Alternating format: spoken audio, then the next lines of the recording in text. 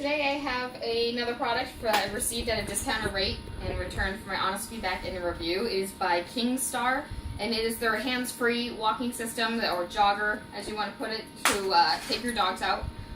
So it comes here where you have a series of clips. Here's the main clip. That's a seatbelt one you'll use to attach around you. Simply go around the waist, clip in. Notice this red button here. You'll push it over to lock it. So I cannot push these in. If it's unlocked, it can be pushed in. When it's locked, it can't move. You can adjust it right here. And as you pull this in, you can move this over, tighter, looser. Where the clips are on here, you can move these anywhere around. So wherever your body is more comfortable with them, and if you need to adjust this tighter, you can move those accordingly. And let's see. So you get two different leashes with these. And they come separate, they just clip on, or you can use your own if you really like to. This one's longer. It has like an accordion at the end there. It is tough material, so it's pretty sturdy with durable clips on the end to attach to the dog. And this other one, which is slightly smaller, is still the same thing, just different in size, as you can see. Also, the part that attaches to you, attached to these clips, also have little hidden handles in here should you need them. If something comes up and you need to grab the dog, you also have a handle if you need it. So, overall, the probably thinnest part of it is just the part around the waist, but it's still pretty durable. You don't really need to worry about that as far as whether it'll hold. As far as pulling, you can tug on it. If the dog was to make a sudden stop, it's going to hold on. Pretty durable. And the strength in here as well. The accordion is pretty durable. The clips are pretty sturdy. So the leash overall, I would say, works pretty well. There's no problems as far as any glitches that I've found. The adjustment works really well to a good range of waist sizes, I'd say. In addition to using these clips here, the only concern I would have is, say, make sure you don't just attach them to the dog's collar. If you're attaching them to the dog's collar and you suddenly stop, or they suddenly stop with their traffic crossing the road, you're going to grab the dog and it's going to grab the dog by the collar.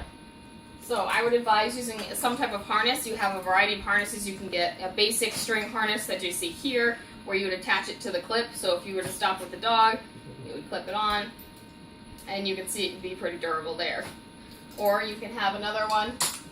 There's many of them that are jacket type harnesses, which are my favorite, just because they're more comfortable for the dog. As you can see, it's got cloth on the chest, and then the back.